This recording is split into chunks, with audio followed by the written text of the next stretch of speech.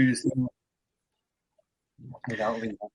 Good evening, everybody. Welcome back to 22 Panels Visionaries and Inquiries, where we discuss the work of Tom King with a bent on his sometimes personal, but at least the character's psychology.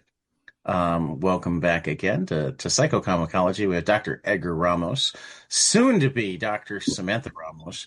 And Meg, do you have the doctorate, or are you just a master's degree? Just a master's. Just a master's degree. Yep. I mean, That's impressive enough. it is. I'm the one with no degree. I have a high school diploma.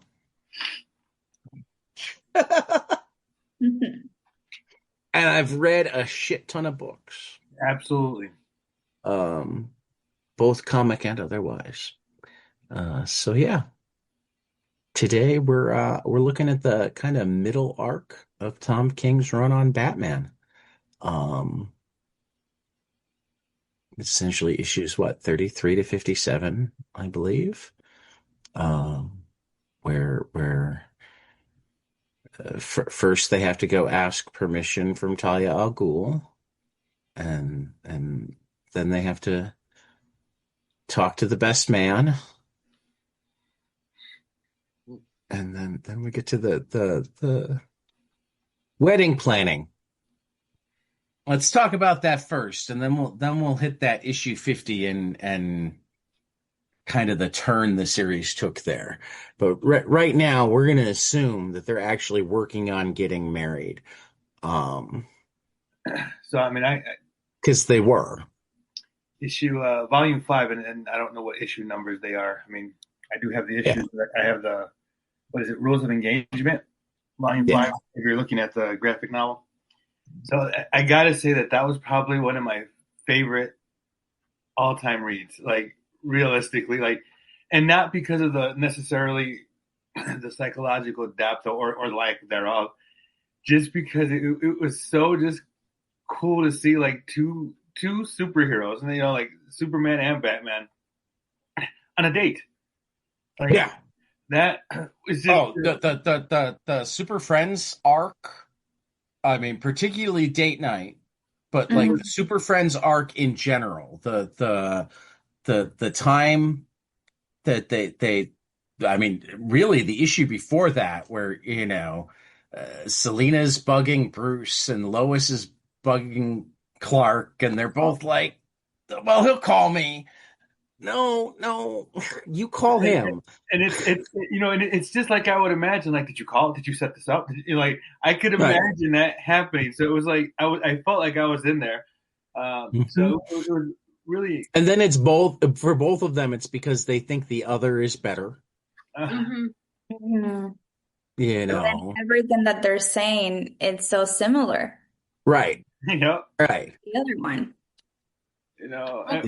They're talking like a couple would in private. Like, what do you think about her? Do you think she's okay? Do you really think they love each other? Do you think it's gonna, like, they're talking like I adored though when Superman starts to talk about the security aspect, and Lois is just like, oh, sweetie, and then it cuts to Catwoman. Writes about Superman, looks like Superman with glasses. No, I figured that one out a long time ago. That's so true. Yeah. And then when they actually get to the date and they dress as each other. Yeah, that's a swap costumes. Oh my God. I was just like, yeah, okay. I'm like, that's pretty cool. Let's see how this. I would have liked to see him flesh that out even more. Like, do they take on each other's full characteristics and personality? But it was, Batman couldn't do that. Clark might have tried. Well, like they're on the Ferris wheel, like after talking about like how they were gonna like hit the baseball, like, oh, you want me to pitch it to you? And he's like, I would hit it so quick. And it's like, and then they're on the Ferris wheel, like talking to their significant other, and it's just like, well, he doesn't know that the ball would disintegrate if he were to throw it fast. Right. He can only throw it so hard. They're essentially talking shit about each other. I'm like, oh yeah, I was dying laughing with that. He can only throw it so hard before it disintegrates. So I know exactly the speed that it will come at. I was thoroughly enjoying it. And it's funny because I said lack of or non-psychological depth, but it's realistically, it was the other side of a psychological depth that I thought was really good, was the mundane commonalities of being human. Yeah. Yeah. That I That's thought what I was loved about really it. well. Yeah, that was really well done. Like, like these are two, you have the greatest superhero of all time, and then you have the greatest detective of all time, switching roles and then going on a double date and still dealing with the loves of their lives, telling them like, did you do this? Did you get this done? Have you done, like, and it's just, it was so eloquently done and such depth to it, like being able to connect as a human when you're not. Well, I mean, Right. not human, but like being able to relate humanly when you have these, responsibilities, let's say, in life as a superhero, I guess, was just really cool to see. Like, all right, especially like we had, after reading, I am Bane, I am Suicide, after reading all those Right. all the things that's going on, and then he still has to go home and deal with.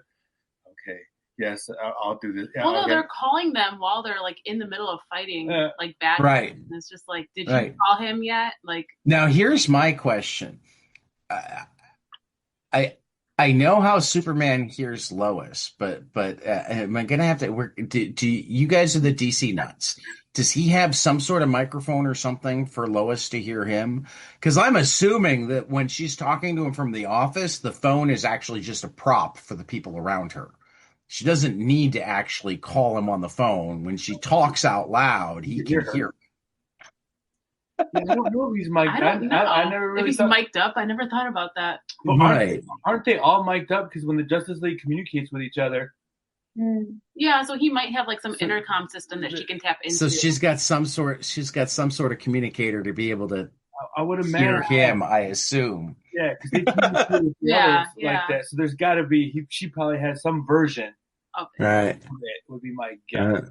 I thought you were going to ask, well, like, couldn't Superman hear them talking shit on the Ferris wheel? And I'm like, Of course yeah. he could, but he's also such a Boy Scout that he's not.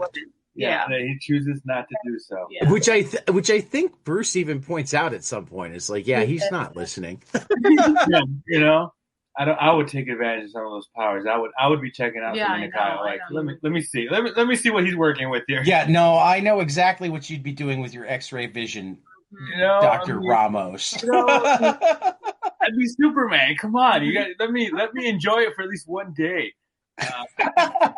It was so human to see it, and it's funny because that was probably my favorite one so far. Well, okay, so I love how Superman, Clark Kent, is still wearing glasses over the cowl. Yes. For what Yes. reason?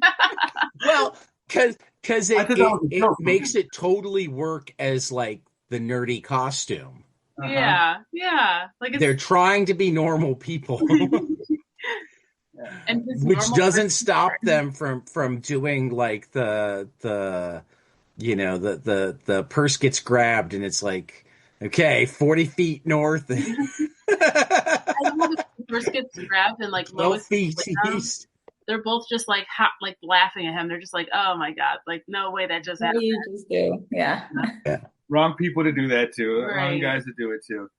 Well, I love that it also turns out that Selena like grabbed his wallet while he was, Because she is her, and what more do you want from her?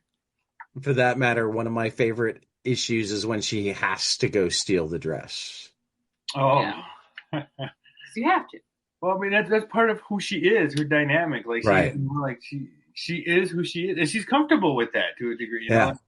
So like, I don't know which.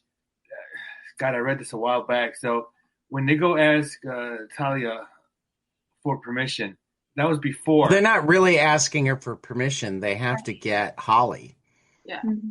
because if they can't bring Holly back, they can't get Selena off the hook for 237 murders that Holly. Admitting, yeah. It's just more fun to say he's asking permission from his ex. He had to introduce her to his ex to get the. See the way I was looking at it, I'm like, well, I mean, they have a kid together, Yeah. you know. Huh. So to me, like maybe wow, this is going to show my bias.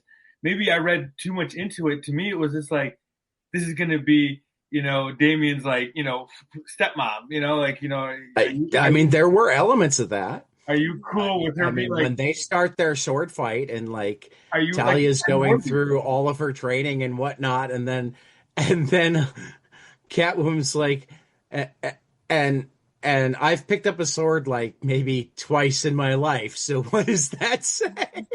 And then they fight, and it's like they kind of match up, and then it's like Right. okay, like it was I'm meeting you step for step, even though we're doing this the way that you like to do it. So what does that say about her? and at the end, it's like she's accepted, like she's worthy. Yeah, at the end when they're out of, I forget who she says it to, but Talia's like, I like her. Yeah. You know, Say that. and it just goes to show to me still there's still there is still that relationship between Batman and Talia. Like Well, there will always be. They have a kid. yeah, like there's a little bit more than that. They'll always have they're always going to have some sort of history and some sort of connection because they have Damian. And Damon's a handful. Yeah. Well, I just want to, in that episode when they're sitting like in the library, I don't know what this would be considered in the Wayne Mansion, but they're sitting in the library and he's reading a book called The Lady Killer Murders. Yes. It's the artist is Joelle Jones, and that one really got me. I was like, that's funny. Yeah. I loved the Tim and Damien sitting outside the city waiting. For that matter, that was I mean, we'll get to that in a bit, but the way Tim comforted Bruce later was or not Tim, Dick. The way Dick comforted both Bruce and Damien was just outstanding. Dick's really the heart of the Bat family. But then I also thought Selena made Bruce more human for Lois. I mean, I think you could see Lois going, oh, wait, so he does have a heart. Because in that same time, it's like Lois is with Superman. Like, so for her to have like, well, how can somebody be with Batman? Like, how could you be with him? In that same token, it's like, well, how could somebody be with Superman? Like, well, yeah, person. But Superman seems giving.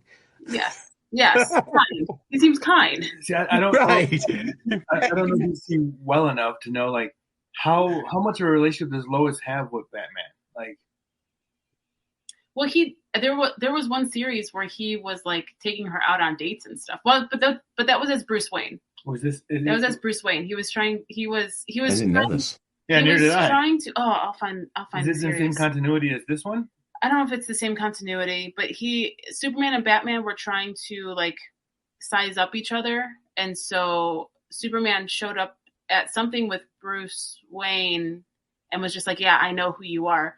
And then Bruce Wayne shows up like and has an interview with Lois Lane, and then like obviously they know takes her out to dinner. Like they're talking to each other. Like Lois is talking to Clark Kent about Bruce Wayne, and it's just like, oh. I would do that. Yeah, I know. I'm going to try to... That's his Playboy move. That is. So they had a relationship, so they know each other. And what I mean by relationship, not that they dated, but like that they know each other fairly well. I don't know if it's in this continuity, but in the DC world, at some aspect, they do know each other well. Yeah, no, I know that they know each other. I mean, Superman by this point has pretty much looped Lois in on everything. Well, yeah, I mean that's his, his significant other. Like I mean that's what every couple does is they gossip to each other and they tell each other all the stuff that's going on. Like, did you know? Do you think? And Lois is a investigative reporter, and I'm certain that their paths have crossed in any number of ways. Right. Meg, you were saying? Yeah, I did notice the other part of it that Superman didn't want Lois to meet Catwoman because he claimed, well, she's a criminal and I'm trying to protect you. Right. And she goes, well, I don't need protecting. And then it's also for Superman realizing I know you got a good one. You do. So I loved all the date night because it also brought that sense of normalcy and humanity that we normally don't see in superheroes. So I for a second I forgot that I was reading a comic book about superheroes. I mean, I'm going to say that this, and we'll get to see it a few more times as we go through all of Tom King. One of Tom King's superpowers is this type of issue, where he Mm, takes superheroes and he has them do completely ordinary things. Only you're a superhero, so it can't quite be ordinary. right. Like probably the only single issue that I like as much as this one from Tom King is when Superman and Wonder Woman go shopping at like the mall planet of the universe to try to find Batman a birthday gift. That is a really good one. That's so good. I mean, we're probably like a year away from reading it. More than that. I'd say that's at least a year and a half. Yeah, month 23 is when we'll get to that. Oh my God. We're in month 7. So Bruce Wayne taking Lois out on a date was in the Superman animated series. Okay. But I'm guessing they're taking it from the Lois Lane series, like Superman's girlfriend Lois Lane, where she does get married to Bruce Wayne in one of the issues. I didn't even know that. I'm gonna assume that they were like spoofing it off of that issue, but it happened in the animated series. I don't think I ever seen the animated series. I wasn't a big Superman Batman reader growing up. Wasn't necessarily the two characters that I was attracted to. I find myself, and it's funny, since reading Tom King's version of Batman, really enjoying Batman. I have a lot of Batman ones now, but it's funny because they're different. They're not Tom King. As I hate, Right. They're just not Tom King. So, but they're good in their own right, but they don't have the humanity as much as Tom King kind of elucidates in his. It's just the realities of what he's going through, in normalcy. And I thought that was really well done, or is well done. Well, it's cool because Tom King, now that at this point, like he's written a couple different story arcs and he's written a couple different series that like when he like puts Tiger in it and it's like, oh, like, Nightwing says like you're the best at like the intel, and it's like, oh, because we saw him in Grayson, like, right, so right. He gets to connect these worlds because he's now built them. Right. He's built his own. Well, he also reads probably as much as I do. Right. He's laid his and way more DC. He built on it, and he creates like his own DC world because now. Yeah, I mean, did you notice that we've seen Porky's bar a couple of times? Yeah. Yep. I was like, oh, like he's basically the Tom King DC universe. TK DCU.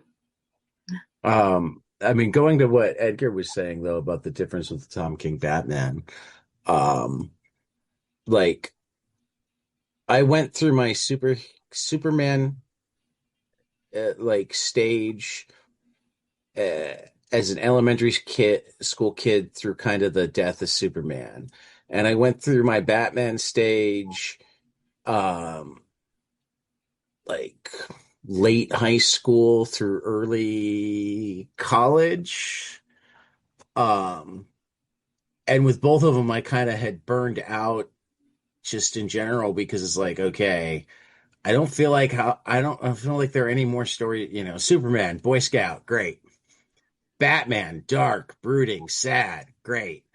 And I just didn't feel like there was anything more to like mine there, or at least not anything being put out. I'd read a miniseries here, miniseries there, when Jeff Loeb and Tim Sale did Superman for All Seasons, I read it.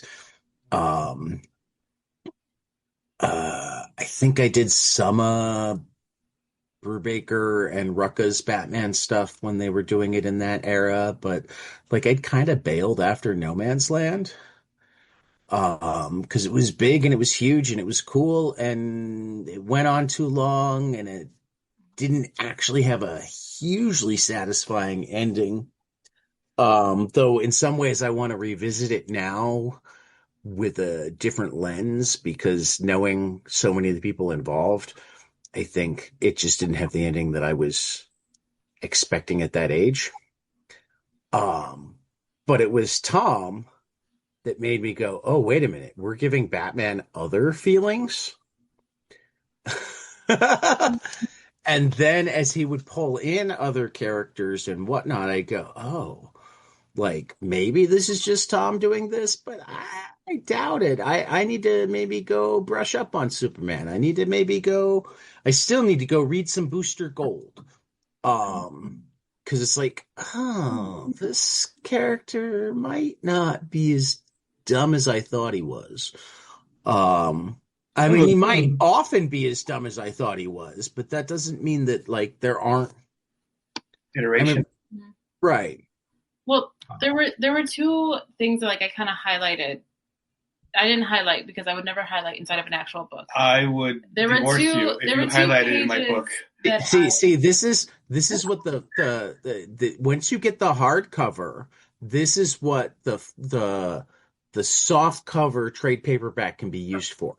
You can't highlight in the floppy issues. You can't highlight in the hardcover issues. But if you own a hardcover, you can mark up the floppy. Otherwise, I advise Post-it notes. I put a little slip of paper. But it was two instances. The first one here we'll start with, in the volume 5, the rules of engagement, where Talia and Kat are fighting each other, and she's like, do you think he will ever love you? Like, do you love him? And she's like, yes, I love him. And it's like, but like I understand that like I will always be second to a child's idiotic fantasy. And the second one is in volume 6 when he figures out that the young boy, I'm not even really totally sure what his actual name is, but the other Master Bruce like killed his parents, had that butler killed him so he could be Batman. Mm-hmm. And Bruce is like catching him at his parents' grave, and he's like, you need to stop. Like, and he's like, you're not Bruce Wayne. You're just a sick kid with dead parents. And then the kid says, well, yes, but what else is Bruce Wayne? So like he takes the very classic things that make Bruce Wayne Batman, but he puts these like emotional depths behind them. And now it's not just like his backstory. He almost like puts it in your face that like Batman does these things because he has like significant trauma, because he is the orphan kid with dead parents. Well, and also he questions the healthiness of Batman doing these things. We take for granted that, Batman has his oath against crime, but like that's the moment where it's like, yeah, but like, should he? Should he continue to hold steadfast to this thing he said as a 10-year-old? And like that's the whole thing he questions. And even Lois questions Selena, like when they're on their date, where it's just like, right. Hasn't he taken up this like oath to, fight against all crime? Like, and he's with you, like the ultimate like burglar, like the ultimate criminal. Like, and so it's, he does push that limit of like, yes, this is who Batman is. Like, he is like this very sad kid full of trauma who like does these things. Like, but should he, like, it's not okay. Like you always, you kind of get the feeling like when you're reading through his Batman, where it's just like, Tom writes it in a way where it makes a good story. He puts a lot of like thought and psychological principle behind it. But at the end of it, like I always feel at least like he writes it in the sense that it's not okay though. Like he's not an okay person. Oh, Batman is not okay? Batman's not okay. Oh, yeah. Right. Because it's his response to trauma? Right, because like his response to the trauma is not an okay response. Right. It's not. Yeah, he's not okay with being not okay. Mm-hmm. He insists on being okay rather than not okay, and that prevents him from ever being like happy or fulfilled or anything other than like a time bomb. Yeah.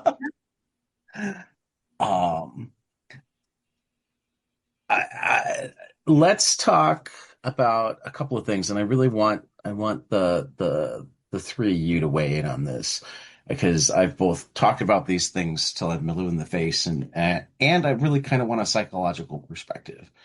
Let's talk about just the way Bruce and Selena or Bat and Cat, because it's sometimes hard to figure out which relationship is which, because neither one. Cat and Selena are very much the same person, but Bruce and Bat are not always. I want to talk to me about how you see the strengths and weaknesses of their relationship. What do you think the attraction is built on? What do you think a good relationship with them would be like? And like we do get to see, and this is one of the reasons that like when everybody freaked out about the fake out with the wedding, I'm like, no, because they've already shown us them in old age. It's Batman and Catwoman. They can't do anything in a straightforward manner. So talk to me about how. So obviously we're going to see some of it, but how they got from where they are in the alley or the boat, depending on whose version you listen to. We know Selena's right. So she says. Well, I mean, the boat was after that. To some of these days. So that's, so there's in the volume 7, The Wedding, when Catwoman has the gun towards the Joker and they're having that dialogue. You guys remember that part? Okay, so I'll read out a few sections, then I'll kind of explain a little bit. I'll just start off with all the Bat gossip. What's he doing now? It's all we ever could talk about. All of you spent your lives obsessing over him, but all of you never knew him. I know him, says Selena. You, the Joker says, he created me. Chaos for his order. I killed his Robin. I killed thousands for him. I gave him meaning. I held him as the rain came and we laughed. I hurt him. I know him. And then, they go on to dialogue. But Selena, don't you understand? That's why I'm here now with you. If I did that, if you do this wedding, if he found some joy, we'd lose the frown, the costume, and the big black cat. He can't be happy and also be Batman. And I shortened that version. And to me, that encapsulates the question that you're asking is, how do they do it? Because, and I think is there a part in number 4 where they're the same. Catwoman and Batman are the same. Their identity is so intertwined with their persona, with their I was going to say superhero persona, but with their secret identities, that because they're so intertwined, you can't have one without the other. Why does Selena steal the dress? Because she's still the Catwoman. No matter what she tries, she can't let go of it. And you know what? Batman knows that. Like, he knows that he's going to chase her around and that she's going to do these things. Like, he knows that. She knows that Batman is going to do the right thing and follow through with what he says he's going to do. Like, they know that about each other. They know that so well. The part that's funny is that the Joker knows that too. The Joker does know him, and I think there is a moment where Selena, like, she tells him this joke or whatnot, like, it doesn't really have a resolution to that interplay with them, because at the end of the day, that Batman can never really be happy being one or the other. He has to be both, and he has to live in that dichotomy. He has to live in that quote negative space, that gray space. Why? Because each side is what drives who he is. And I think Selena understands that so well, because in herself, that each side drives her too. And because they have those two parallels, that's what makes them such a fit or a match for each other, is that they respect one another's sides. And that conflict that those two sides unfortunately bring in a relationship, and heroism and being a villain in everyday life and secret identity life. I'm hesitating to calling her a hero. So I think that He shouldn't. He shouldn't. You shouldn't hesitate to call her a hero. I mean, as you say this, I realize that like they are so much alike right up to being heroes. I mean, yes, she breaks laws, but A, does she kill? B, look who she steals from. Yep. And look what she does with it. Mm-hmm.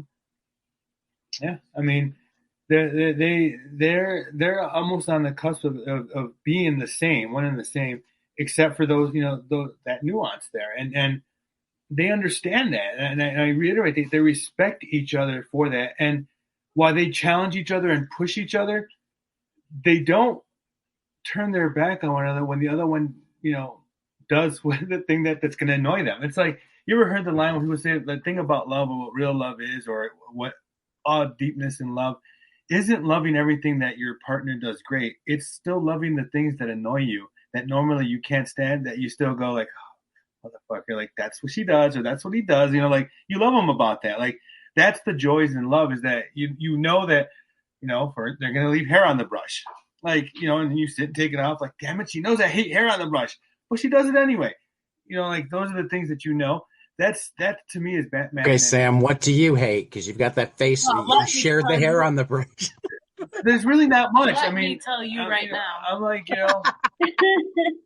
I'm a great partner. What can I say? So. Or leaving the toilet paper under. Like, you got to put toilet paper over, but you do it under. Like, but we have kids. Under is the only way to do it. Oh no, it's got to be over. It is over. It is over. Under. Thank Under. You. Over. Nope. See, this is how my wife and I fix that problem, though. I mostly have the downstairs bathroom, and there it's under. She has the upstairs bathroom, and there it's over. You know what? I take it off the thing and I put it on top of the toilet, so that way it's like I don't have to deal with that anymore. Like that's it. I'm like. We also have kids, so we're lucky if we get toilet paper. That's also true. Or if the toilet paper isn't on the floor, all rolled out. Yeah. But with that said, with these two, like that, they're so like, they respect that difference, and I think you see that in Batman, like that he loves her conviction to who she is, and I think, and the whole point of the moral of my story is that. I think they respect and love each other's conviction to their identities, to their history, to their traumatic life, to whatever they've gone through. They respect each other's conviction. While they may not agree with it, they respect each other's conviction. And I think that's the beauty of what I think Tom elucidates in that, is that you can see they're two different things. They're two different people. But he's coloring it with like, it's the same colors because you guys are the same. But one is a hero and one not so much. But that conviction that they have with one another and that respect for it is just, I think that's what's drawn out in at least 5 issues, 5 through 7. I think 8 goes into a little bit, you're going a different direction now. But the first 3, at least the ones that we read for this time, where I think we're really shown that. I think for me, it's hard watching Batman with Catwoman, and not because I'm not rooting for them. What? Not because I don't want them to be together. What? This is done. No. We're done. It's the way that his trauma, the way that her trauma, the things that they can give each other and the things they can't give each other. You want to root for them. I want them to be happy. Like I want them to be happy together, and I want them to go live in, Bruce, Wayne Manor, and I want them to have the kids and the dog, and like I want them to be happy. But I know for like they can't be happy together, but I don't think it's because of the other person. I just think that even if they're with somebody who fulfills them and they understand and they respect, and it's somebody who gets them, I don't know if they will ever actually be able to. So what you're saying? Together. So I'll say it in a different fashion, because I wholeheartedly but respectfully and amorously disagree with you. Go ahead. And I'll say it this way.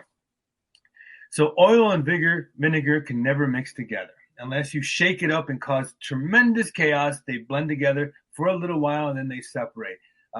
So they generally, for the sake of argument's sake, they can't be together.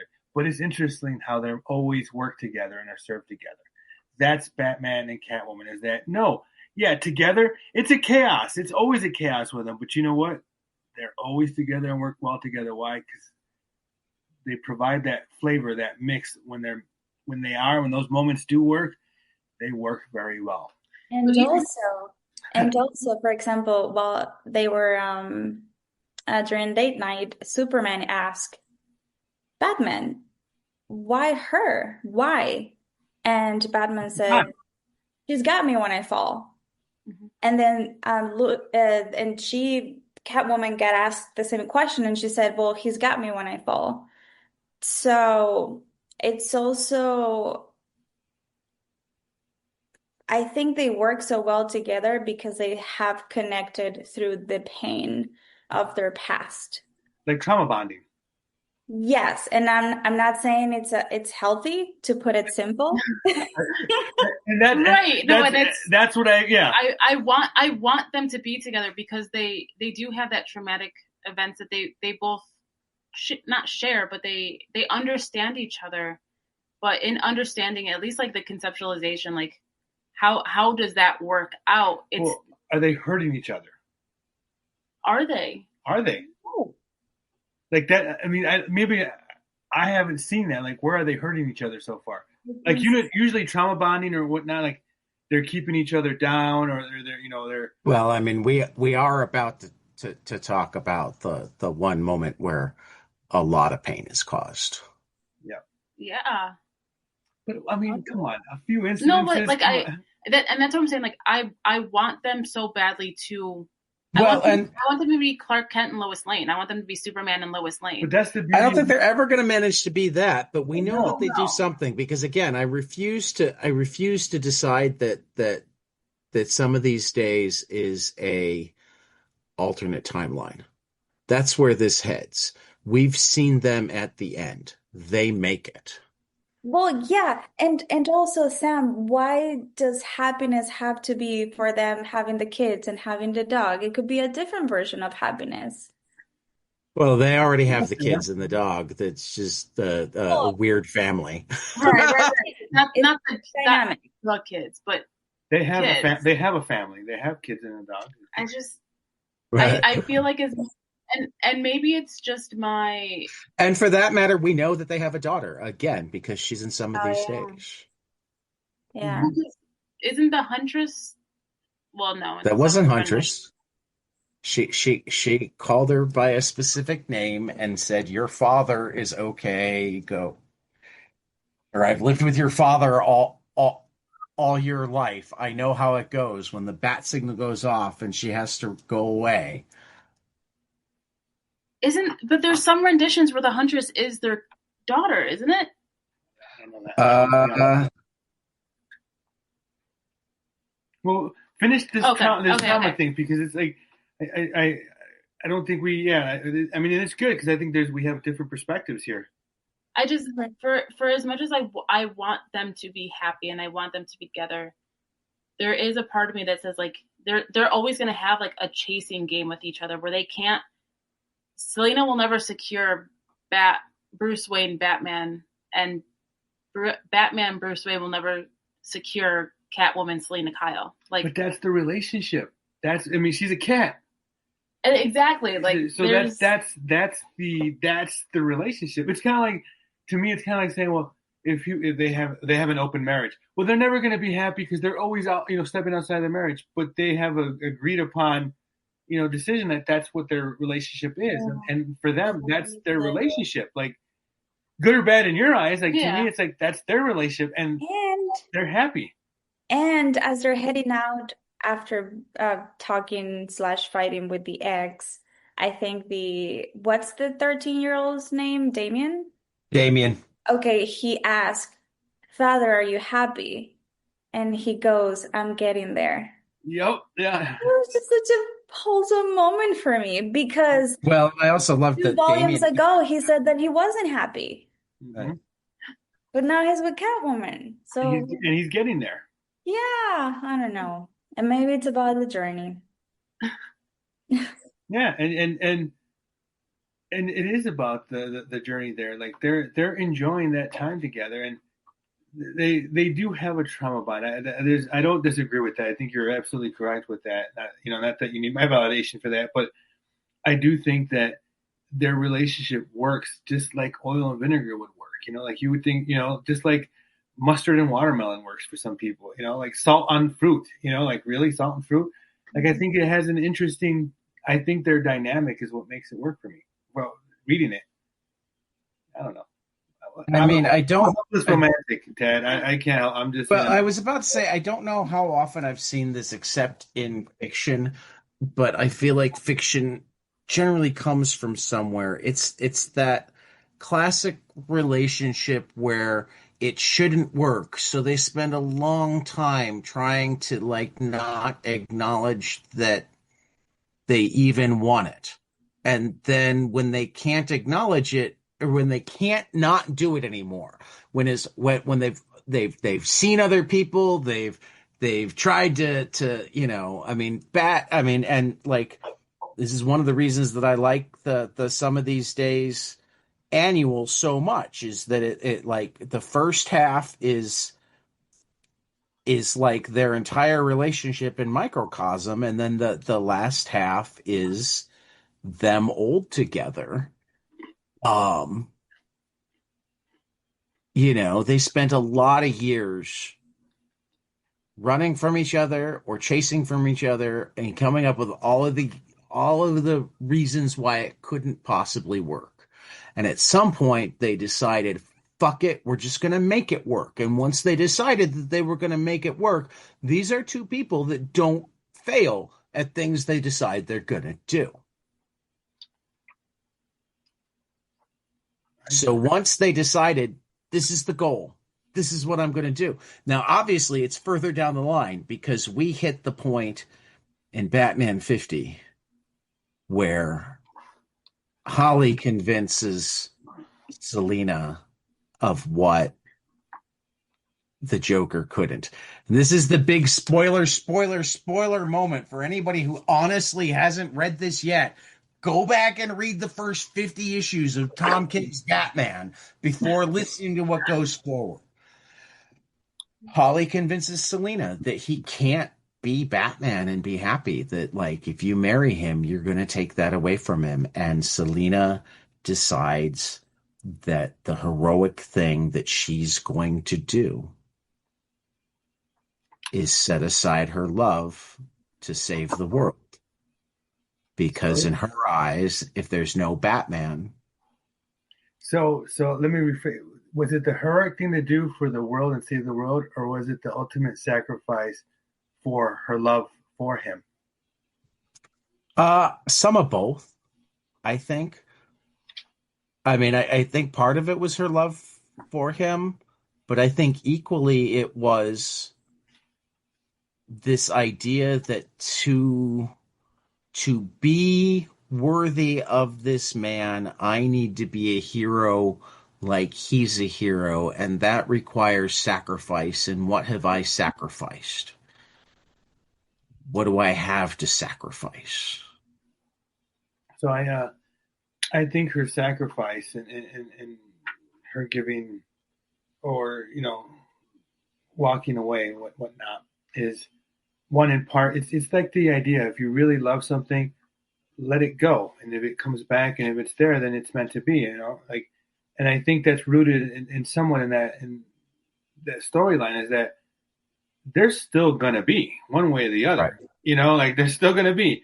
And that was her sacrifice. Is like I think she knows that. I mean, don't get me wrong. Is that I think she's sacrificing as well for the sake of humanity, and you can't get rid of the bat. But I maybe it's again my bias. I really think that her choice is to say she doesn't want to get rid of the Batman because that is getting rid of Bruce.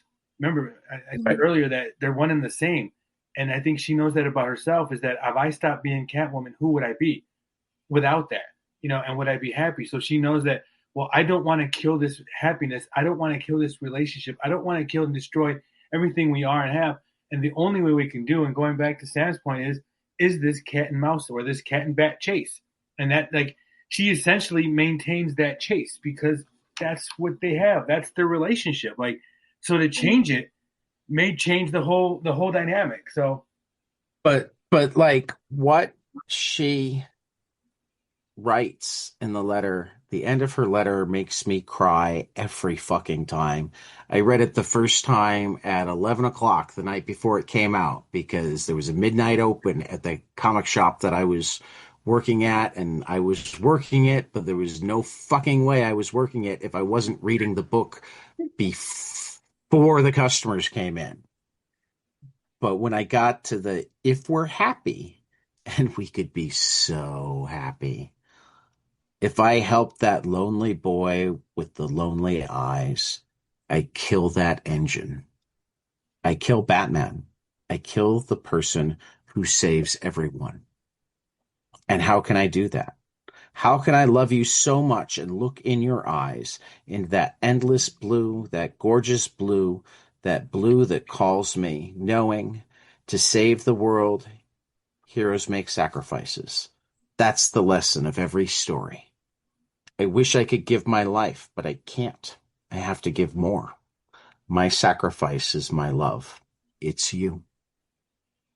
and for me, there you go. Is that my sacrifice is my love? Is that my love for you is to not quote kill the Batman? Why? She says it to me. I take the line: if I kill Batman, then he saves everyone. Remember, Batman also saved Bruce Wayne. Yeah. So killing Batman would then also destroy Bruce Wayne. So for me, it's that ideology, that sense of she can't kill what keeps this man going. Like, and I think she knows that. I mean, she's Catwoman. She knows personality. She knows functions very well. I think she's deep enough versed in understanding this Bruce Wayne and Batman, that getting rid of the Batman for her would not only be bad for Gotham, with the world, but for Bruce Wayne. But more importantly, their love. So she loves him so much that she decided not to kill him to save him. Mm-hmm. That's so sad. Yeah, it was like Sounds very selfless. but is it because she knows then he'll always be there. What she says? He'll always catch me. Like I'm not saying that I'm not rooting for their relationship, because Except that she does leave town next. Yes, she does. Because she has to go get. She's got to do her thing. She got shit she got to do. They will always have each other. They will always be there for each other. Like, and they so badly want to be together, but I don't think like fate, and not Dr. Fate, but I don't think fate. I don't think destiny. I don't think that like there is a reality. So here's the $1 million question then. No. Because here we're putting everything on just Bruce and Selina. Mm-hmm. But then there's the last page at Arkham Asylum. She brought me back, locked me up, then she left alone. She's devastated but determined, as you said she'd be. I don't know about him. We left before I didn't see what he was. Do not worry. I know. He is what I have made him. The bat is broken. And then if you look here, not only do we have Holly, but we've got Joker and the Riddler. We've got Gotham Girl. We've got the ventriloquist. We've got Hugo Strange. We've got Thomas Wayne. And we've got the Psycho Pirate. All with Bane. So how much of this has been organized from the beginning? How much is being played by somebody determined to break him? I mean, again, like I said, Joker didn't convince her. Nope. When they're bleeding out and Joker's saying, "You'll kill the bat," that didn't convince her. But then Holly did. And as it turns out, Holly isn't necessarily her friend anymore. See, and let that be a lesson to you. Listen to your friends. Don't listen to your friends. They're not always your best interest. I don't actually want to say that we shouldn't trust people. Most of us don't have a Bane in our lives, Dr. Ramos. But most of us have some Bane. So, to my existence. Potentially. So I do think that there's some orchestration going around, because at the end of the day, we do know that Batman can't be happy, right? Like, the ultimate line is, that I think we've said it all day this weekend at Fan Expo was, what is a hero without trauma? Right? But having trauma doesn't mean you can't be happy. No. Absolutely. But I'm saying in the world of this, what is a hero without trauma? I mean, my joke was they're an X-Men, but outside of that, they're sorry, I thought that was funny for myself here. What is Batman without that duality? What is Batman without that inner turmoil, inner conflict? Is that I don't think he would know what to do. And I'll give and I guess I just don't think it's that black and white. And to a certain extent, I mean, don't get me wrong, Tom King in this book was part of me, like, actually fully grasping that. Like, he could have that trauma. He doesn't have to give up that trauma. He'll never be able to give up that trauma, but he can add occasional happiness and contentment to the picture and still be Batman, I think. So let me particularly if he embraces his family. Let me give an example, and I'm basing this off some loosely over experience of hearing veterans. I mean, obviously, I work a lot with veterans, and I've heard this story over and over again. And I talked a little bit about it over a panel we had about trauma, actually. So I have many vets who, interestingly, like they're in law enforcement or something of the scope, security, law enforcement, whatever the case is. And after years of it, turmoil, chaos, they're frustrated, they're at their wits' end, or can't take it anymore, et cetera, et cetera, et cetera. They move on to other jobs, or they move into a different neighborhood where things are calmer, quieter. They get different jobs, or they retire. And it's funny because 9 out of 10 of them that I see will say, I don't understand. This is supposed to make my life easier. This is supposed to be better for my family. This is supposed to be better for me. And I'm worse. I'm sadder. I'm losing my shit. I don't know who I am anymore. And I highlight that. I don't know who I am anymore. Why? Because the traumatized brain works well in trauma. Without that, it's hard to function. It's hard to manage yourself because you've always been in chaos. Like, you work in chaos. Yeah, but you're still talking about them doing the whole scale transition. You're not talking about them making certain that they take a vacation every year rather than taking every minute of overtime they can. You're not talking about them cutting back on overtime so that they can teach their kid to play ball. You're not talking about, you're not talking about a life balance. You're talking about a life massively changed. But I am, because see what the point is, or the moral is, I think what he's putting in there is that, because Tom King is also a CIA military, whatever that is that if they did proceed and, quote, she killed the Batman, metaphorically, let's say, that would be the life change. Because remember, if Bruce Wayne found happiness, that would be the life change. It wouldn't be in small steps. It would be a life change for him, because he would find happiness, and that happiness would lead to that life change. And that life change would be him putting away the cowl and stopping all that and moving all that. So that's at least the way I kind of conceptualize the idea, is that it would be a life change for him. It wouldn't be this simple, like, well, we're going to, honey, Selena, we're going to go just on vacation. I'm going to do something possibly unfair to Mig, because Mig, have you read Dark Knight Returns? No. Okay. So I kind of think of the old Batman in these books versus the old Batman in that book in very different ways. I feel like Batman here, yeah, he doesn't hang up as much as passes on the cowl at some point. And even then, he is probably involved in training. He's probably involved in planning. He's probably, it's more of an adjustment based on what are my skills now, an acknowledgement that, okay, I'm not the best person for this part, so I'm going to do the parts that I'm best. Whereas in Dark Knight Returns, you have the Batman that literally hit the point where he couldn't do it anymore.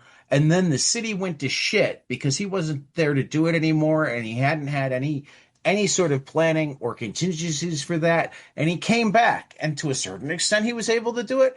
And mostly, he fucking killed himself. Yep.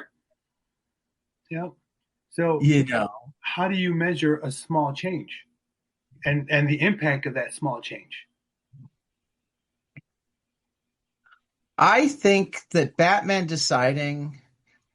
changing from always wondering if this will be a noble death to what can I do to save this and live? Because no matter how noble my death is, I'm no use once I'm dead. No matter how noble my death is, if I stay alive, I'll have more value. And, I have people who love me that I want to see again. I mean, think about how this run started. It started with him landing a fucking plane from the outside, thinking horse. About this would be a noble death. Like riding it like a horse. Yeah, no, absolutely. Right. But I stand by that change. Remember, one step can change a lifetime. One step. So I think that's, and maybe it's the fear of that, and maybe that's what even Selina's. Oh, I definitely think there's a ton of fear of that going on. I just don't think that I don't think Batman would be killed by his happiness. I think that they're both worried about it. I think that there would be transition time, but I also think that you're not. We haven't even seen Barbara yet, but Bruce or Dick and Barbara in particular would be there to go, hey, we've been doing it all along, and we've been doing it because of you. So we would have a happy Batman, or would we be killing Batman, or would we be killing the Dark Knight? Maybe we're killing the Dark Knight. I could go with that. Yeah, I think that. But maybe what emerges is just as powerful or more in terms of right. Yeah, the overall vision. Yeah, one way or the other, a side of him does die, change. Absolutely. I mean that I don't think I debate, but I didn't. I mean, I got why. No, I got why Selina thought it. Particularly when it was put into her head by her oldest and best friend. Always the friend. Right? Always the what? friend. Yeah, I mean, it's another trauma bond friend. Mm-hmm. I mean, remember, Holly goes all the way back to Batman Year 1, too. And Holly's the one that did kill all the people when the orphanage was closed. And Holly feels like Selina has betrayed her because Selina's chosen Bruce, even though it means putting Holly in jail.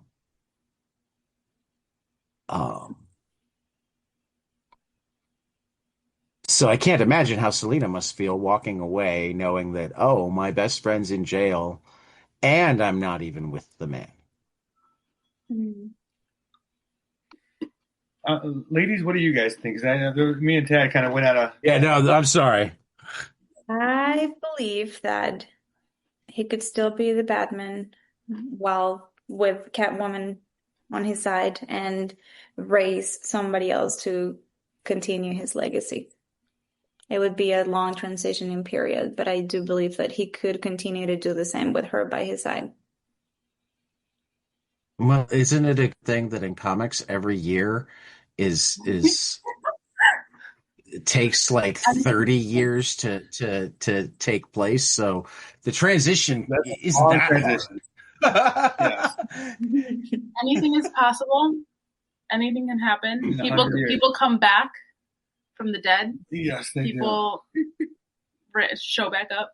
Except the Wasp. They hesitate to bring her back a lot in the Avengers. Yeah. Thank you.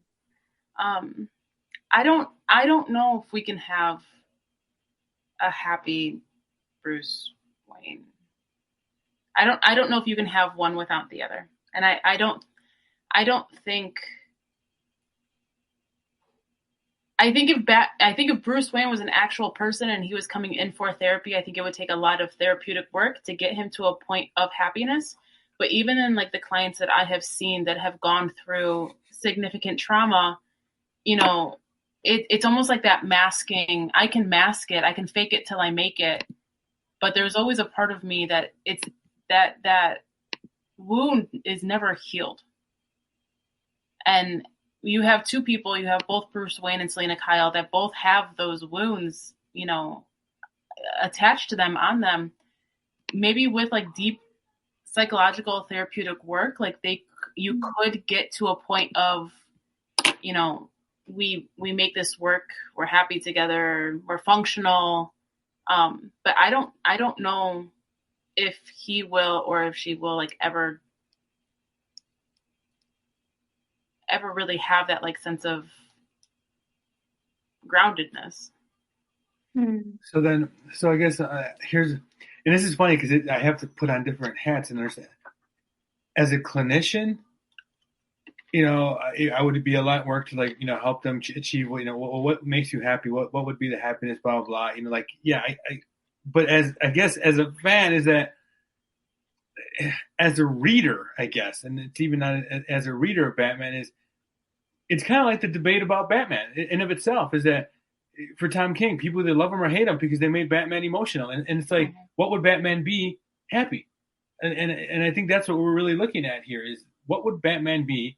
What would a happy version of Batman be like? And I'm starting to think it would be like the 60s campy Batman, you know? And like, I don't know if that's my own, maybe I'm unhappy, miserable. Maybe I'm unhappy. Maybe I'm just miserable. Maybe I just can't find happiness, a good happy joy. moment. No, but maybe that's my counter-transference on Batman, where it's like, I can't have a happy Batman. Yeah, so that's what I'm looking at. Like, is it me? I can't have a happy Batman because he is like the hope that gets through. He is the resilience. He is the one who keeps going. He's gone through all this. He's the survivor. Like I personally, I can't have him happy. So it's like if you were to be happy, it's kind of like our marriage. Yeah, I know. Bat and cat over here. You can't have me happy. I get it. I see it. I want it to work out, but it can't. It can't. But maybe it doesn't have to be permanent happiness. Maybe it's moments of happiness. But I think both Bruce Wayne and Batman get moments of happiness. Like, not to say that you can't feel happiness, but the happiness doesn't last. Right. He's getting that dopamine fix for now. They're both getting that dopamine fix for now because they do have love for each other. Like, I'm not saying that they don't love each other. I'm not saying that they're not happy, but can it last? Like, I don't think it can be a substantial to last because I don't know if they, one, would allow it to last, and two, they can physically, or the writers. Yeah, or the writers. I don't know if it would physically last that long.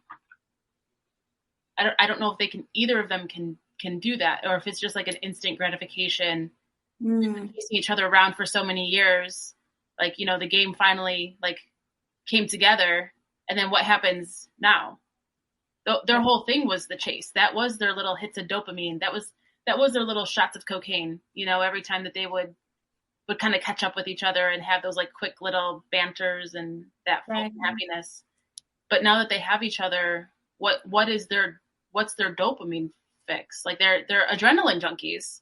Like they're always going to be looking for the next thing. So they can't be with each other because it's not sustaining to their. It's not enough. It's not sustaining to their levels of dopamine. Like their adrenaline that they constantly need to have that chase. So I don't know if they would let themselves not be together or both accept the fact that they need to chase each other.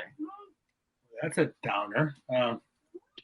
Yeah, it seems reasonable though. It makes a lot of sense. Well, we will definitely revisit that when we get to Batman Catwoman, which is a month. That's about a month or two away. No, it's month 16. So that'll be like 9 months from now. So Meg, I have to ask. So I know We'll revisit it some next month, but the big revisit will be Batman Catwoman. Meg, how has it been for you reading a superhero character? Because you have been reading a lot of outside of your superhero comics. How has that been reading comics, reading this character in particular? It hasn't felt so superhero-like, and I think it's because of the author. I think it's because of Tom King. He sprinkles a lot of humanity and normalcy. And I know we've talked about the growth of Batman as a character. So me not reading past versions of him and just reading this one, it almost at times doesn't feel like I'm reading about a superhero because again, there's so many elements of humanity and emotional depth to him. So would you say you find yourself enjoying superhero characters? Yes. I did read one volume of Supergirl. I think Tom King's? yes. And if I compare Batman to her, I mean, complete different characters, but in terms of enjoyment, I am enjoying Batman more. I think it's also because I have read more of him.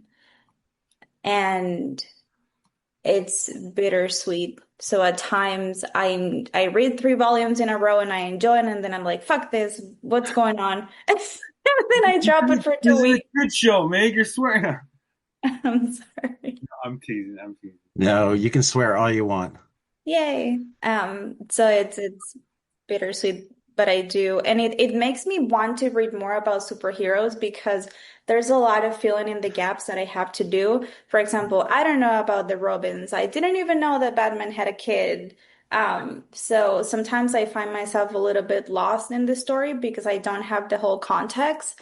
So I do feel that at some point, once I'm done with some other readings that I want to do, I want to explore. There is also a DC wiki. So like when in doubt, just hit the wiki and get up to speed quickly. It'll give you the cheat sheet of it. Yeah. And if it sounds like, oh, this is an interesting story, it's generally well sourced, so you can click on it and it'll tell you what to go read. I will say that Tom King fleshes out the character that makes you want to read more about that character. Like, right. I've gotten so much Batman books just because of him. I've got into Adam Strange just because of Tom. So I'm reading all these characters that I never picked up as a kid in high school, and I'm reading them now, like much older. I mean, I read Batman in high school, like Frank Miller's version, but it was like, all right, I liked it, but I wasn't a huge Batman guy. It just wasn't my character. And I'm like, why am I reading all these Batman? Why am I reading Adam Strange? Like, I never read Adam Strange. Tom King makes, like, simply put, you start to feel for the character he writes. Like, you start to empathize with this character. You start to feel what they feel. And, like, has you putting on, monthly shows discussing it. Like, he makes you feel for him. And it's like, once you feel for a character, you want more of that character. Superheroes have always been an allegory for parts of life. But Tom King is one of the first people that has really not been afraid to allow it to be obvious that it's an allegory for life. That isn't afraid to have people go, well, that's weak. Batman would never do it. And he's like, fuck you. I know more about trauma than you do. That's the one thing I've always said about Tom King is like, he writes a good story, and it just so happens to have superheroes. Right. Yeah. Right. I like that expression. Yeah. Except for Babylon, we're gonna have to rehash that one out. Well, that one also didn't have superheroes, so you can be fine with that one. That was your problem with that. It didn't have superheroes, and you're like, wait a minute, I have to look at this shit like it's real because That it was the is. problem. That was the exact problem. Okay, so You can go back and listen to the episode, Edgar. You actually even acknowledged that. You asked me why I wasn't a psychologist. so I have to spoiler. So we're I don't know when we're going to get to it, but I finished read or up to date on Animal Pound.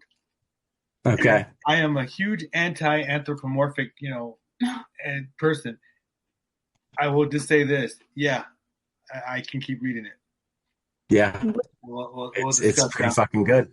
We'll discuss it later. I mean, outside of the Thundercats, really that I wasn't really big on anthropomorphic things.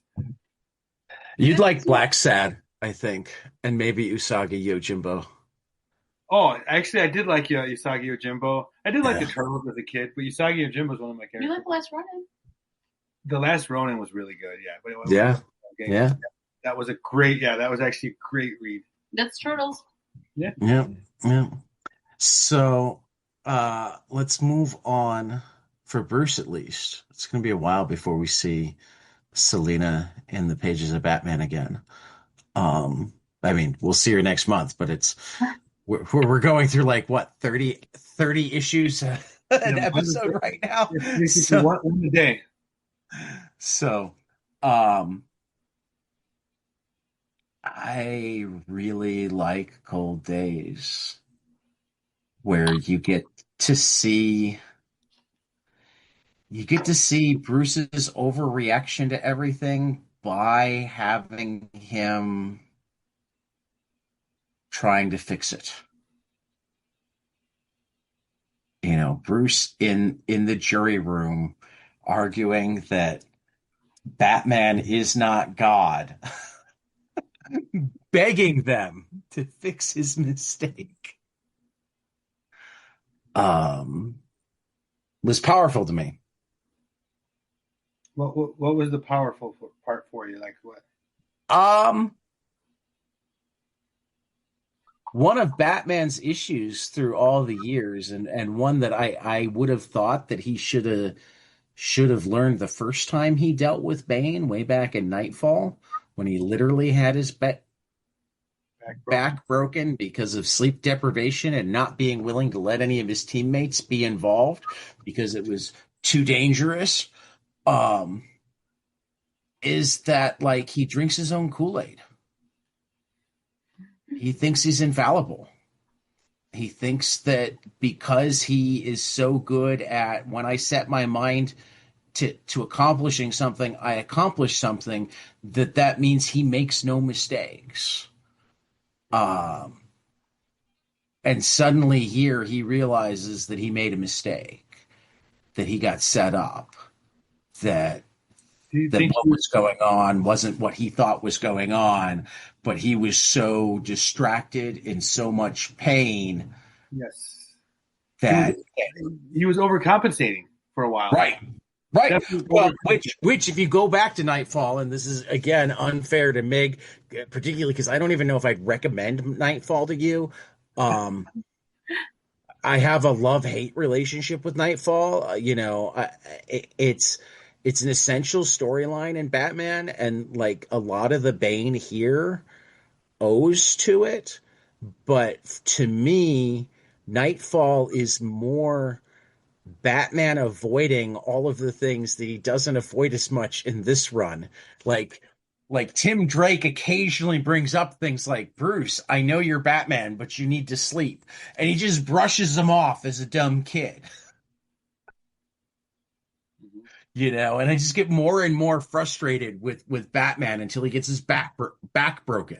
It's why I think I've read Nightfall twice. I read it way back when I was that Batman teenager and it was relatively new. And I read it again when my son was obsessed with it. And I went, okay, I understand why he's obsessed with it and why I loved it way back when.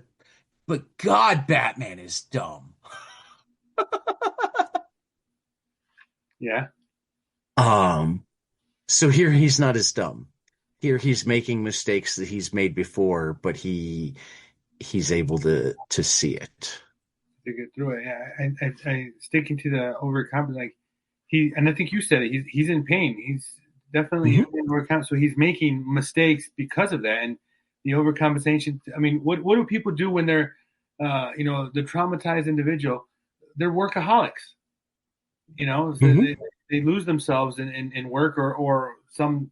Or alcoholics or whatever. Like they both. Some sort of escape, and Batman is in that zone right now. And at that time, he's in that escape. He's in that zone, and he's making mistakes because of that. Like, and I think that's another thing that Tom King elucidates very well is that the normalcy or the reality of trauma or grief, and the end of a relationship, while it's not the end of a life, is still a loss, and that loss, the loss in the relationship, is damaging and hurtful, and we see Batman's humanity in that pain. Although he's not sitting crying and talking about it as much as you'd want to see, you still see him acting out that pain, and I think that's the beauty of the writing. You're seeing that humanity of Bruce Wayne. Yeah. I see Meg and Sam just kind of like, no, we disagree. They're like, we're bored. He's a dumb man. It's like he's dumb. Which you okay? Fair. Because we're talking about Cold Days, right? Yeah. Volume 8, 9, 8. The person speaking in the red shirt, that's Bruce Wayne, isn't it? Yeah. Okay. So then what I thought was interesting was that he's speaking to these people, then in the last clip he says God is above us and he wears a cape. Mm-hmm. He's referring to himself. Yes. Yep. So he's saying he's God. Yes. That's the overcompensating. Yes, like it's a very different Bruce Wayne Batman. Well, yeah, because he's hurt. Like the love of his life just left him at the altar, per se, and now he's got to overcompensate. Now he's got this, God complex. Well, he's also in this room full of people that essentially are willing to convict Freeze because Batman doesn't make mistakes. And he's sitting there and wanting to scream, I'm Batman and I fucked up. Mm-hmm. Mm-hmm.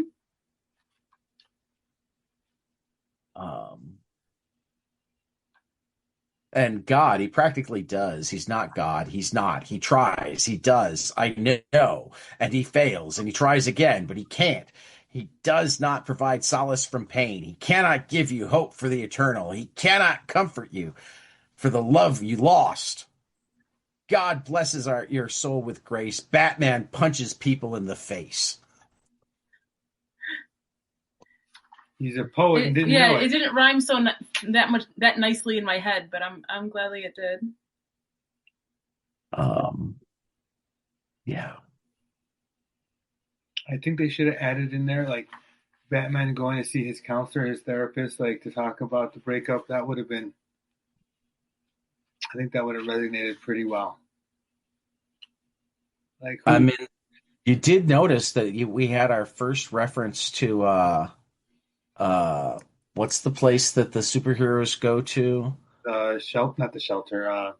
Sanctuary. The sanctuary. Sanctuary, yeah, because that's where they sent Booster Gold. Yeah, Booster Gold's talking to in Sanctuary in right number 6. Like he's in Sanctuary because I want to say that's the same panels in Sanctuary, isn't it? It might be, but I know that there's the part where Batman tells Selina specifically, he'll be okay. He's at Sanctuary. Yeah. There's panels in that one, and I don't know if it's the exact same panels, but it's the exact same panel set up that he uses in Heroes in Crisis, like the talking to the AI. That's only a couple months away, so we'll be able to. We'll talk about it. We'll talk about it later. Yeah. Meg, you'll enjoy it. Heroes in Crisis. That's a good one. It's a very good one. They're all good. I enjoyed the story that came after that one, the Better Man. Yeah. That one got me. Condiment King. Where right after he adopts Dick Grayson and it's flipping between the past and the present. I don't remember that one. So I read these a while back and I should have okay. So remind me what. So there's a one shot issue, and I was referring to this a little earlier, that is one part like Alfred and Bruce kind of helping Dick through having lost his parents, and one part Dick helping Bruce through having lost Catwoman. You know, first they're fighting against the quilt of my quilt. My crazy quilt refers to my mastery over the quilt of covers, and Dick's like, so you can't sew?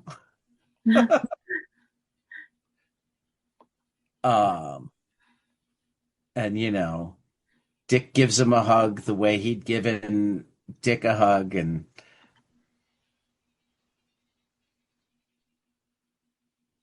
messes with him, and Alfred brings the cucumber sandwiches, and they talk about how they didn't originally like cucumber sandwiches.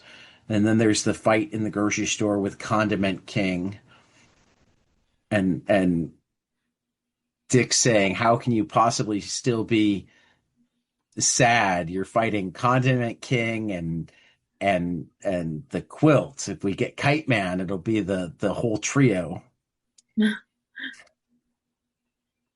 They watch football together. It's like, I love this. I got us some chips. Did you? Alfred got us some chips. So it's like return to the funny, like let's joke, like Yeah. that's good. I mean, yeah, I mean It's like back to that mundane, like after you've gone through a breakup. Like Right. you cut your hair short. You cut your hair short. Well, and really what's going on is Dick's just trying to distract him in any way he can. Yeah. And you know, it kind of wraps up with like Dick finally laughing at something. And then it's why can't I? Damn it. No, I'm sorry. I'm fine. Bruce, man, it's cool. I know you're fine. Just know I'm here if you don't want to be fine. You know, it was Dick giving Bruce permission to not be okay. Mm-hmm. Everyone needs a dick. Sorry, I had to do a dick joke. You know, then we covered a lot of dick jokes during Grayson, but we had. Well, and then we get to when it becomes clear that somebody's fucking with Batman. I mean, we know this already, but when KG Beast shoots Nightwing, Yeah. This is where Batman starts knowing that, okay, something big is going on. It's going down. And we also see the darkest side of Alfred we've ever seen, I think. You know, where it's like, can you find him? What did Alfred say? I think these later. Can you find him? He's a professional killer, unlike any other, perhaps the best. Bred, trained to murder, then disappear. He'll have thought of everything, covered everything. Master Dick is Sir. Can you find him? So I think what I can find him. What do you guys think Tom King was doing? Because I mean, you see this return, and maybe I shouldn't have used the word return because I spoil it. But it's like he kind of brings Batman back to Batman prior to Tom King. Yeah, like like you see this like that gritty, arrogant prick, who's just which I think was I think he's reminding us why it's easy for Batman to be the Dark Knight. Why happiness is hard. Everything in his life, every time he turns around, there's another reason for him to be, vengeance is the night. Didn't he actually even have? Didn't he have even at the in date night? Didn't he actually have Clark say that? What is it? Vengeance is the night. Which then goes back. It circles back to the idea like a happy Batman. I don't know. I just don't know if that can happen. Like even Tom King put this bringing back this Batman here. No. Though I mean, a couple of things that we didn't even talk about his time with Wonder Woman. Yeah. And when they went to the whatever land, the other realm. Yeah. Right. And what Selena learned is she learned that this guy had asked for a break because he hadn't seen his wife had only not seen him for like a year, but he hadn't seen her for like 10,000 years. Yeah. So real quickly on that, like did that moment where they were about to kiss after, I mean, I don't, what was time there? Like it was years, had gone by. And they did 30 years, 37 years by the end of it that he was away from Selena and she was away from Steve Trevor. 37 years. And then finally, all they had was each other. And you can see they did bond. There was a relationship there. And, and they'd already had one. They have a very good relationship. Right. They're 2/3 of the Trinity. And I think, what did Catwoman say? Did she say, I would understand if you did? No, she didn't say that. No, she did not say that. Oh, sorry, that was my bias. It wasn't quite that. It was a long time, and she's Wonder Woman. I mean, I took that as that she would understand. Maybe I'm reading too much into it. I kind of took it as please don't say anymore because I don't know if I'll understand, but I don't feel like I can hold it against you either. Yeah, and I say it loosely is that. Well, I still stick to the word. I think she would understand. I don't think she'd be happy, but I think she would understand. We skipped over the Ivy too. I mean, there was a lot. There was a lot to them. That right there is why this is. I mean, again, his current Wonder Woman run is giving it a run for its money, but this segment of his Batman run is among the best superhero comics I have ever read. So it was, I have to tell you something, a moment. 37 years, a Wonder Woman, were you bad? Not bad, but not good enough. Okay. This is new, but I'm trying. Yes, well, try harder.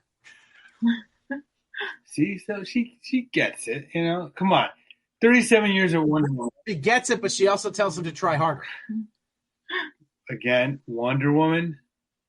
Yeah. Like I said, 37 years, a Wonder Woman. I still would have been good. I know you would have. There may have been a Wonder Bat.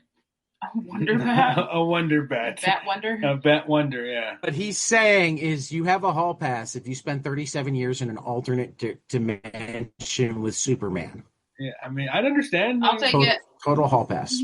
If you can have Henry Cavill, I'll take Gal Gadot. I mean, I'll take Jason Momoa, too, at that point. Why not?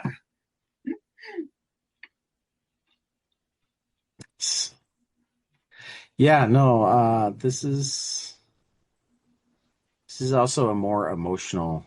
I mean, I think other than possibly Heroes in Crisis, and again, like I said, the current run on Wonder Woman, I get the feels more reading this than almost any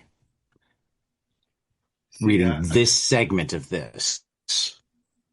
I mean, Adam Strange. I mean, really, Strange Adventure and Mr. Miracle. No, I mean King. Yeah, I mean, they're all like they. He knocks it out of the park every time. Strange Like, Adventure. pretty much. I was emotional with Strange Adventure. Like, oh my god, like that was so hard. Mr. Miracle was like, yeah, his. Well, I mean, maybe that's why he had to bring Batman back to Batman, because. Well, a lot of people complained that they didn't like this emotional version of Batman. A lot of people like did not like that. But I think he actually had a plan all along and got to follow it. It wound up ending a little bit early, but he then got to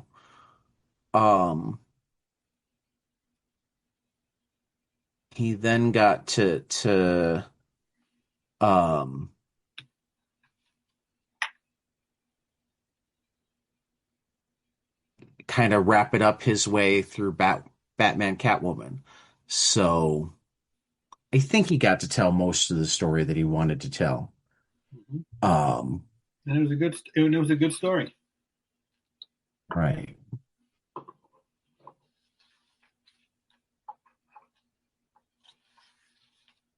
Though he also does wind up adding all sorts of depth when you start reading things, and like they're deeper in. We've got Batman Killing Time and Gotham City Year 1. Our month 18 will be Batman heavy again. Or the Riddler One Bad Day, the Joker the Winning Card, and the Penguin series. Batman Elmer Fudd. We're going to do that for next month. That'll get thrown in. That was an interesting one. Wait, what's next?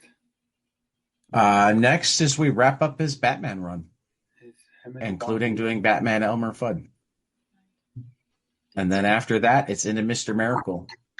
And I'm going to recommend Commandy Challenge number 9. And like, if people want to read all of Commandy Challenge, they can, but that's up to them. Commandy Challenge number 9.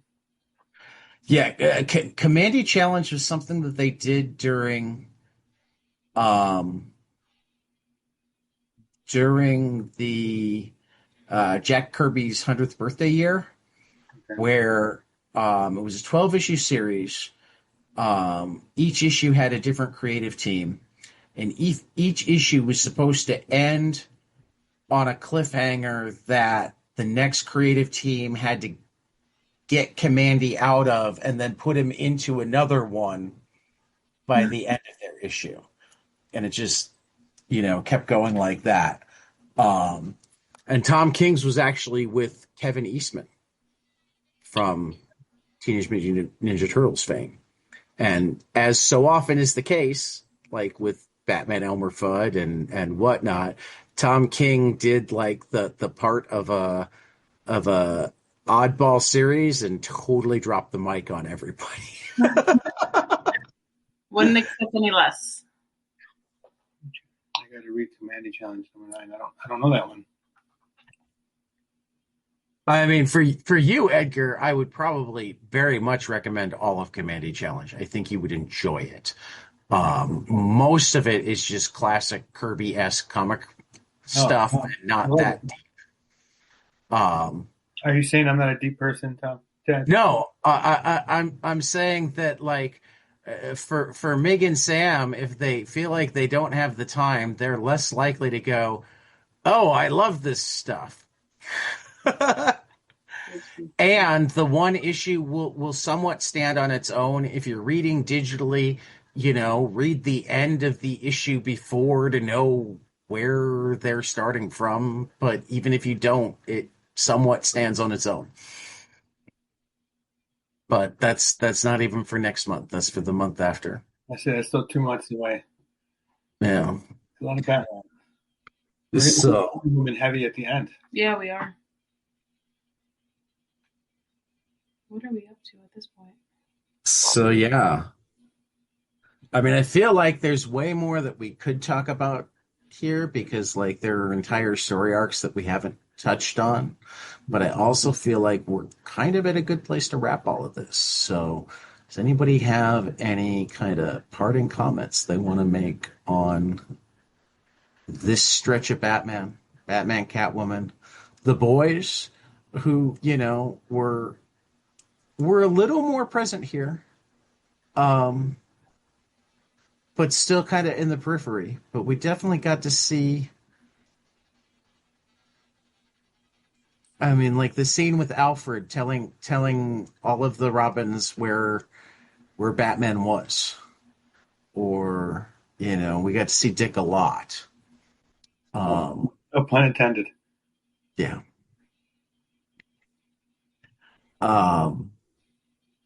Oh, and I completely forgot this, but I should bring it up because it like totally stood out to me. When they were eating hamburgers at the fair. On the date? On the date, he didn't use a fork and knife. So apparently in costume, in costume, he can eat a burger the proper way. Wait, was he acting like Superman? He was acting like Superman. That's possible. Like was he trying to be super? Interesting. I think it was at the fair. I know that he ate burgers at some point. And when he ate burgers this time, it was he had it. Like a regular person. Right.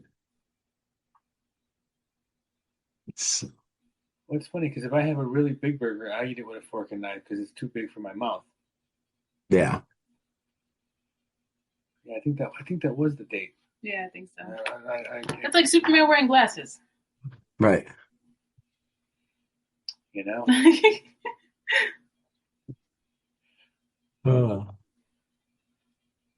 I will end on the note that it was another emotionally investing read through Tom King's runs. They're very good to read, and then I have to sit, dwell on it, and then take a nap. Yeah. To process it. Yeah. I definitely do. They're deep. Mm-hmm. It's one of the reasons why I always go back and forth whether I like him better in single issues or reading arcs. Because on one side, when I read arcs, particularly since he's been able to start writing whole arcs at once, they really work much better together. There's density that it's much easier to be able to flip back in a way that you can't easily do when you're reading single issues, unless you're that person that goes and finds the last 5 issues so that you have them at your side as you're reading this issue. But on the other side, every issue can hit so hard that sometimes it's nice to be able to just sit with a single issue. Yep. When I'm reading Tom King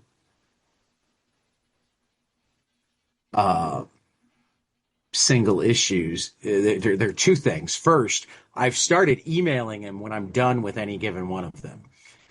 Just because it's this is how I process. I shoot him the email about how great it was and why. And second, I almost always have whatever comic that week I think is going to be funniest is next in line. And it's also why I loved those early Wonder Womans where it still had the Trinity stuff at the back, because he was his own palate cleanser. It was a break. Yeah. He was his own palate cleanser. It was. Was it the spumani? It was a little spumani after your meal. Right. Exactly. I haven't read those yet. Oh, they're so good. Meg and I are I have no idea what you guys are talking about. Because you got the heavy stuff of Wonder Woman, and then you have, you've got Lizzie and John and Damien. It's them babysitting her, and then taking her on okay, well now Damien's taking her out to go fight crime, little Lizzie as a toddler, so it was funny. It was very comical. She hits the ejector seat button. Right. After, very serious events taking place within right the issue itself, which I'm not going to say. But I'll read it. Well, all right. Mig, any last thoughts? Very bittersweet in a good way. like chocolate. Mm.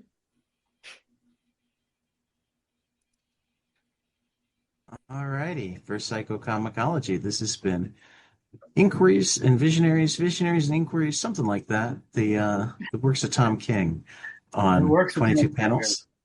And we will see you after the next page.